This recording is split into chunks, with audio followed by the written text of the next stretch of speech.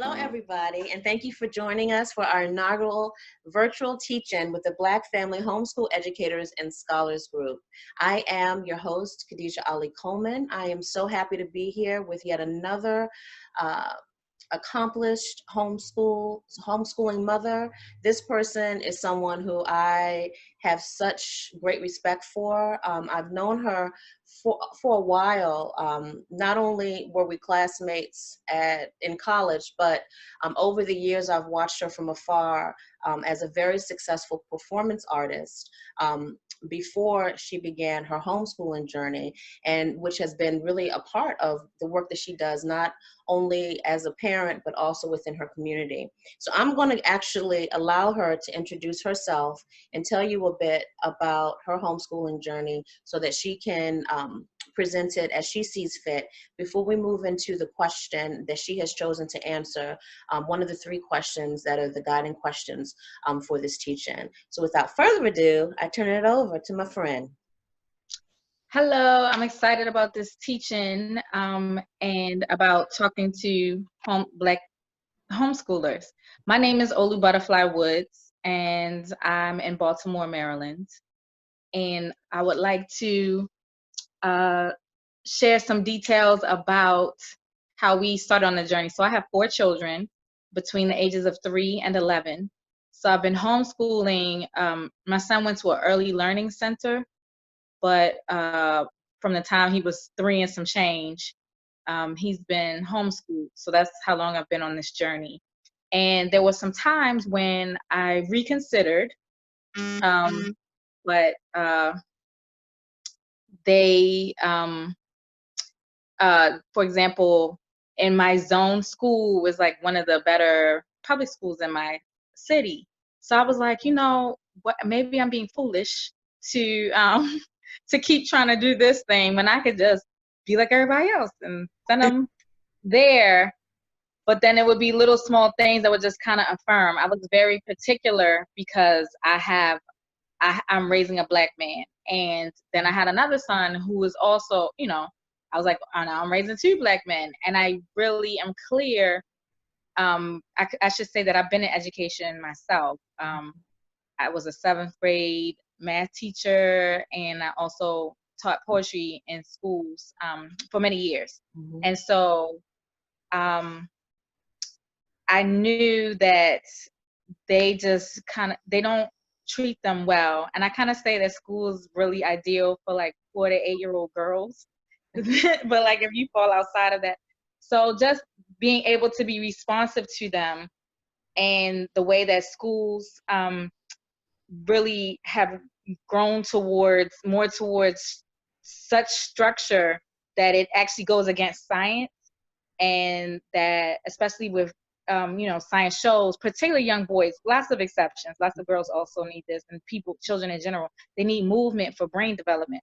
So like you're not doing them a favor, it's actually literally intrinsic to their development as a human being, for them to be able to move around and for that part of their life and their learning, for them to gain momentum as a person. So these are the reasons why I continued the sacrifice of although I could say overall, you know, people have different reasons for homeschooling. Mine initially was out of like joy. Like I didn't want to just miss my children's like whole life. Like you can easily get in a workflow where you're just working, they're at school, your best hours are away from each other, and then you come together, and it can be very intentional. It's cool, but it was just like, that just wasn't what I envisioned for myself. So I like to share that it wasn't just a reaction to something. People homeschool for all types of reasons. It was I always thought of myself from the time I was a teenager as homeschooling. So well, thank you so much for sharing that. And when you said you've been homeschooling your son since he was 3, right now he's 11.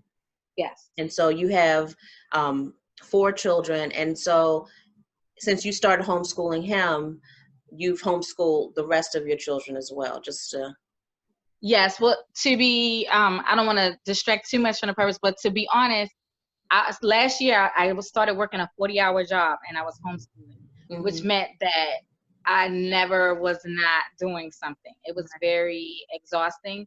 So, and I wanted to make sure everybody was getting what they needed. So I actually, in response to my daughter who requested to go to school, I allowed 2 of them to have that experience.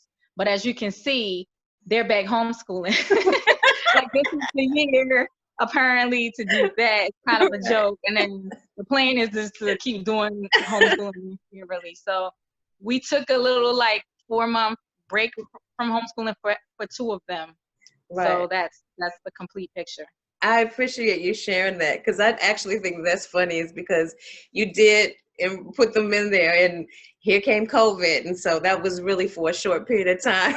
They had their little experience, and they have comments.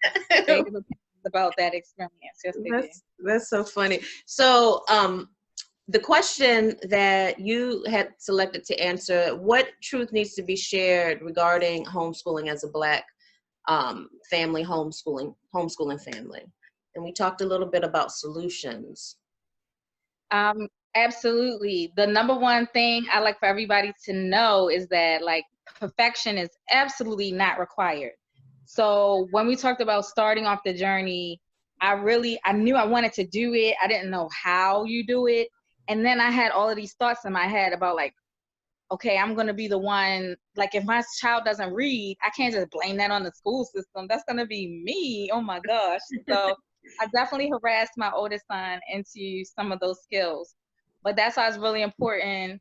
I recommend for others, and this is what I did for myself, to start off with the mission statement, because, you know, it includes wanting to help cultivate certain things, and that for my children to be unlimited, but to be lifelong learners. And so some of the things that we do really can alienate them from that. So that's helped to guide some of my decisions. This mission statement that I came up with, and connecting with other homeschoolers was also critical. And so, you know, I definitely set off with intention, and I have I spent time building our own curriculum. So I don't know if people are familiar with the Well-Trained Mind, which is based on, I could bring up these technical terms like the Trivium and Charlotte Mason style. I didn't know that's what all of this was, but the idea, but it helped me to pick an angle, because whatever you do is cool. Like, I thought that, like, if I picked the wrong math, like, curriculum or resources, that could, like, mess everything up. And it's just not, that's just not the case. Like, it's not that serious. And especially if you stay present to the people that are involved, right? Mm-hmm. And so I did start off with a great amount of intentionality. And I was like, we're going to study history, and we're going to study it as Black people, as African people. And so that means you're not starting in relation to white people, because they didn't even exist when, you know, so the idea of, like, studying African genius from scratch, like, you just have the earth and yourself. And that's what our ancestors did. And they built all of this stuff from there. And so we, like, went through time, and then we're in the process of studying the different nations, because before there was countries, those are European sort of structures. We were our own nations, and there's, like, way more than 50 something, you know, in Africa. There's, you know, just countless. So we decided, and that's been critical even to talk about these times, as we're talking about our resistance to oppression, to not start off with that, to, you know, so that this is all in context. So, but starting off with intention, sometimes people feel like you have to, you know, have the one family earner, and then, you know, and then you have, like, this devoted parent. It could be the father or the mother. In a lot of cases, it does tend to be the mother, but who is just going to, like, focus their time and resources on the cultivation of the children. Like, people have that in mind, like, that's sort of like the ideal homeschooling.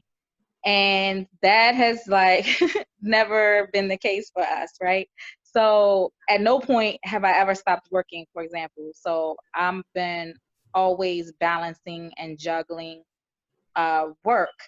And there were times when I've balanced very critical transitions. So one thing that really helped me out, I read this book called The First Year Homeschooling by Linda Dobson, which is like sort of a look into these different homeschoolers' lives. And I don't think any of them look like me, but that's okay. So one chapter that really stood out, and this is the time that I'd like to share, like this, kind of share some of these messages to people, with like homeschooling through a crisis. So it talked about a woman who had a very serious head injury. I think it was actually caused by her baby, like accidentally like dropping a lamp or knocking a lamp into her head. And so she was just like in and out of these migraines, and like her ability to homeschool was very diminished, like to be actively and intentionally homeschooling. And you could be like, well, man, why don't you just like send them to school, like, you know, instead of doing that to yourself? But whatever your reasons are for homeschooling, if you feel like they're still being met. So that was the point, is that she realized, you know, eventually she got better, and through that kind of time period and being graceful with herself and her children, she came to find out how much they have been learning in that time. And it's absolutely the case. Like, children are way better at learning than we are at teaching. So like making space, she was like, they had continued going to the library, for example, and they were like absorbing all of this, you know, information and reading, and they actually had learned a lot.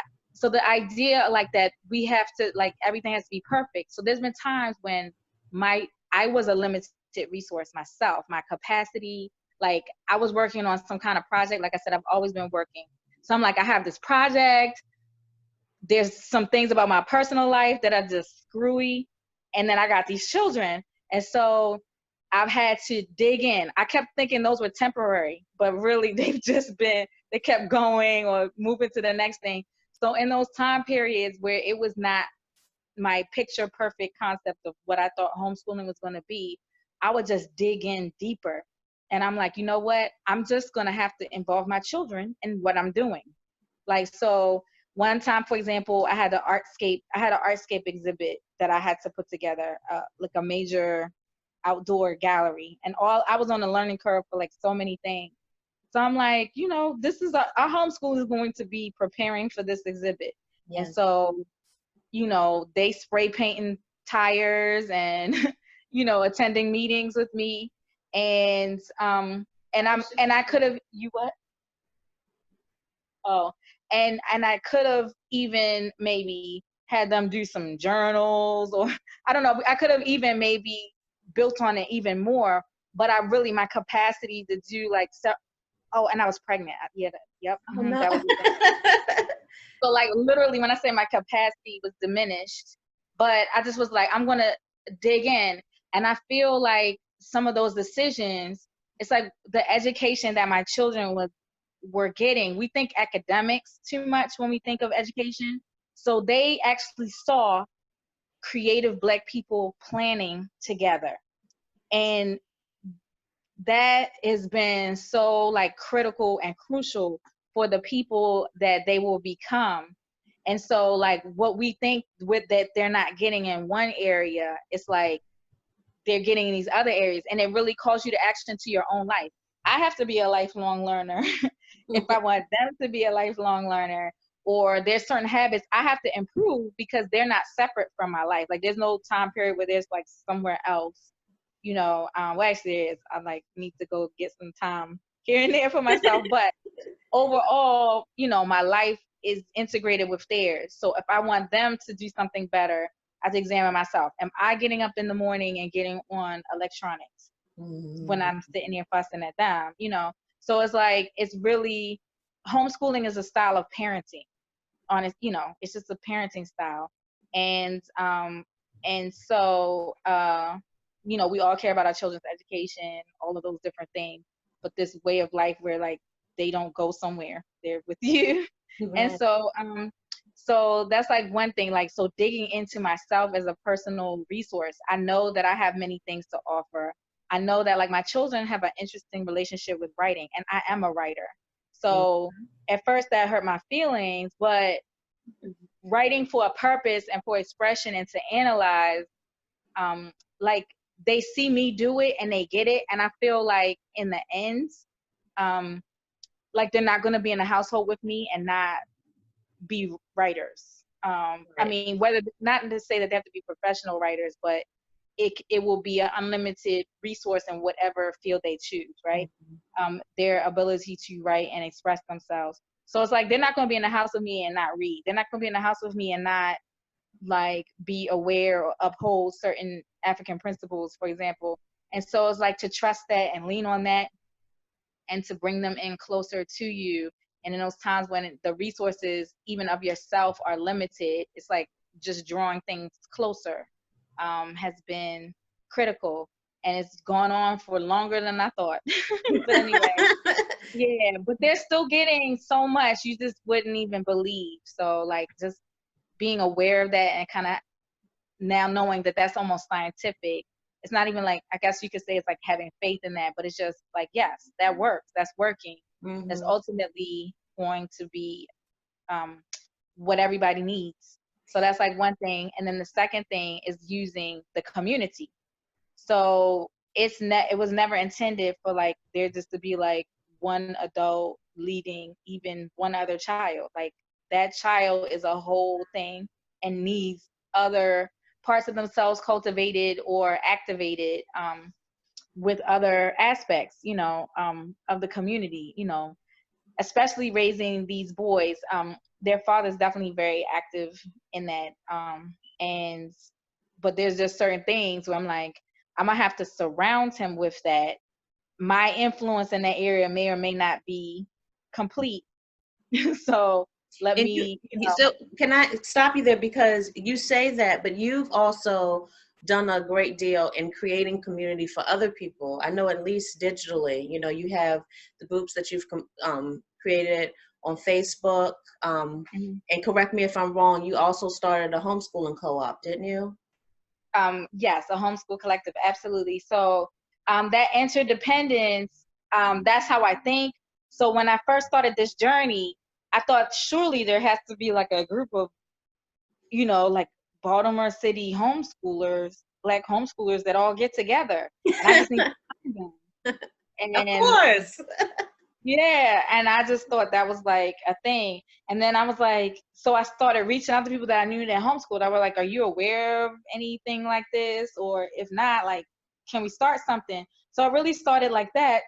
And we would get together. We started getting together every other Thursday for like 3 hours. And what we would do in that time period was, first of all, unleash, unload. The children would unleash and unload with each other as well, right? And then, but over time, the need to do that, because we were meeting regularly, became smaller. But the second thing we would do would be, we would, by that, I mean, we socialize and, share ideas and stuff like that. But they would also present to each other. So the idea was like, each family homeschools in their own unique ways, and may have different philosophies and styles, but the children could share with each other, and that would be his own education, and we could influence each other in that way, in a good way. And it brought some like purpose in order to what you were doing at home. So for example, we don't do grades, right? So it's like, if they're working on something and they complete it and the only audience is you, that's like great. Like they kind of wonder like, what is that for? Like, do you need to see this? So like them knowing that there was a whole group of people who were going to witness whatever it is that they created really upped their attention to what they were creating. So it brought, even though we were only meeting every other week, it brought a lot of invigoration to what we were doing at home. And they also would be inspired by each other. So they would see somebody do something, and they'd be like, whoa, that's cool. Next thing you know, they're at home trying it, or looking it up, researching it. So it absolutely, and then there's some things you can't do with just yourself. So we wanted to sing some songs with some music. Like we had to get more, like there's certain games you just need more people for. So it was an opportunity to do all of those things. And the parents would take turns rotating, hosting it. It didn't have to be in their home. They could set up a library room or meet at a park, things like that. So that was wonderful. And, you know, we would always have like potluck snack. And so we were building community. Mm-hmm. And then there were some people who wanted to get more formalized, especially I guess when you start to have middle schoolers. People are like, yes, this is cute. But I'm worried, right? So so the idea of like people taking up different classes, I had some ideas of what I wanted to do, but the idea of being responsive, community responsive, is super important to me. And it's really no option, because if people aren't, when you're dealing with other homeschoolers, if they're not getting what they need out of it, and it takes a lot to drag the children out to it, they're Right. not going to come. Right. So it's Right. like, That's what is one thing that my consistent observation and feeling as a homeschooling is like, you just don't show up again. And that flexibility is what's different than traditional school, is that if you're not feeling it, then you just do something else. And Yeah. so it sounds like you now created this community, but now your responsibilities move towards sustaining this community. You created it, and then it was about sustaining it so that it was something that worked for everybody. Yeah, so one of the last time I got people together sort of in a public way, like a public call, was a call to community schooling. So it'd be great if public schools were actually community schools. Mm-hmm. I know that's like a term that they use, because they try to like, and they hire like a person to try to integrate them into the community. And that was a step in the right direction. But the idea, like, I'm a fan of, instead of schools having community centers and people interact with it as their purpose calls them. So, you know, there's these great science labs that are only available to people who are currently enrolled in that grade that year. Mm-hmm. Whereas there's all types of people who may want to interact with that, et cetera, right? So I would say that Baltimore has been, I participated in both Baltimore and DC's like collective Black homeschooling communities. And in Baltimore, it's been interesting and a unique challenge, because I've tried to center my activities in the city, where there really hasn't been, there's just not a lot going in terms of like formal structures, like, you know, the Common Ground, formerly the Baltimore Homeschool Community Center, is a great resource. That's in Pikesville, and that's like not as accessible to some people, for example. So it was about like, what is the treasure that is here, and how can we dig into that identity and bring something unique and rich for the young people. So I've always strived to be accessible to people. Like, so everything that we did that was in a location was in the center of the city. But a lot of people are very transient homeschoolers. Like, they're homeschooling one semester or 1 year, and then for financial reasons, they may not continue. And as you can see, I was a part of that group for 3 months, right? And so being able to have something that's a little bit more stable, and like build with momentum and intention, is like definitely what I'm looking forward to doing. I think there's a lot more people who are ready.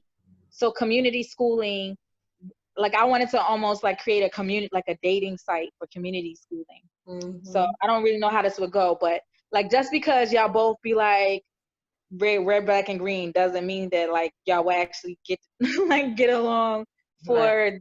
Like incomplete. Maybe you find some intersections. So like, what it takes to really like build agreement with other families, you know, a lot of it has to do with, are your children similar ages? Are you what are some of your styles and philosophies? I mean, if you have the patience, you could continue to coordinate. But I've been a part of a lot of successful collaborations and cooperatives.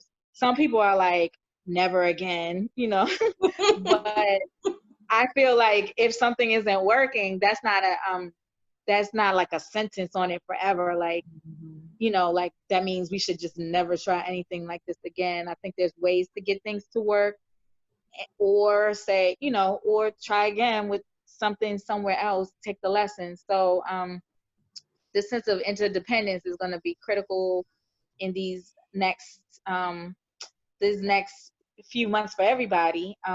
And I think that my community, to say I homeschool is kind of interesting to me. We don't stay home. We're out in the world. If we're at the grocery store, that's part of it. And, you know, being intentionally sharing our gifts and our passion, and how much quality can I give if, like, well, I mean this in a good way. Like, if I'm only responsible for 3 hours, and then somebody else can be responsible for some of those other hours, you know, throughout the week. And I'm also a big fan of boredom and some other things. Like, let the children figure out things to do in their lives. Right. And this time is allotted for them to come up with what is going to be facilitated or what's going to happen, even if it's just nothing structured, everybody doing their own thing, for them to come to a consensus on what that is. I appreciate you. I think that out of all the talks so far, that and speakers that I've interviewed, I think that this is going to probably be a major point that people are going to want to talk about more with you, whether you're there or not, during our breakout session on Friday, July 24th. So you all's talks are going to be shared with them throughout the week. And then on Friday, July 24th, they're going to have the opportunity to talk about what are those ideas that really resonated, what are some things that they see themselves participating in or creating. And I think the idea that what you are even talking about is not the traditional idea that we have of homeschooling co-ops. I think it's really interesting. I don't even know if you realize that what you're explaining sounds very much like artists coming together, like artist collectives, and that even when you talk about homeschooling, you talk about it as if it's an art, and that's what you said. You said it's a form of parenting, and there is an art to it. So I would be really interested to see what those who are watching, what some of their feedback is, additional questions. But I really think that you've given us a lot to consider, even as you share your homeschooling journey.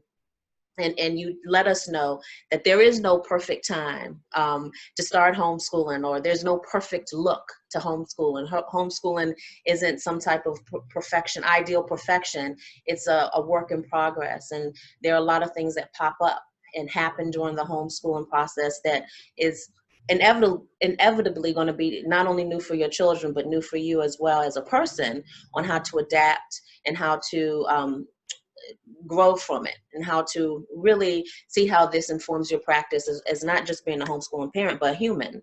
Really sounds like your homeschooling practice is really about building the humanity of your children and really understanding how everything is interrelated. So I really appreciate it. Now, I know you didn't say yet who you're talking to when you that person on the side. Is that person on the side gonna close us out, say something, even if it's just goodbye? Well, yes, and I know that that's always interesting to people. Like, I have all these philosophies, but how does it actually feel to the client?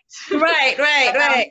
So, yeah, I don't know. I think he responds well if you ask him a question, but just in terms of like how to represent the curious in terms of like how this experience has been for him. How you doing? So we're closing out now. Your mom gave us a lot to think about regarding homeschooling as a Black family, and as a child who's been homeschooled now for quite a lot of years. Wow, how long has it been? You're 11, and she said that she's been homeschooling you since you've been 3. Do you even remember when you first started being homeschooled? Yeah. You do? My daughter's 16, and I asked her, she doesn't even remember 6 years ago when she was 10. I'm like, senility isn't supposed to kick in this soon. But what stands out for you as being the thing you appreciate the most about being homeschooled? I'd say sometimes not necessarily having to go to a one place every day and they have a free schedule sometimes. That's it. Okay. That's what you're gonna get from my Leo Thank you 11-year-old. so much for joining us, and for another wonderful, brilliant speaker sharing their homeschool journey. I encourage you that if you hadn't had the opportunity to check out some of our other speakers, and on Friday, July 24th, if you can join us for our breakout sessions so that the speakers and the topics that have been discussed that stand out for you, we can get together and discuss them. Thanks again. For more information on Black family home educators and scholars, please find us at blackfamilyhomeschooling.org. Thank you.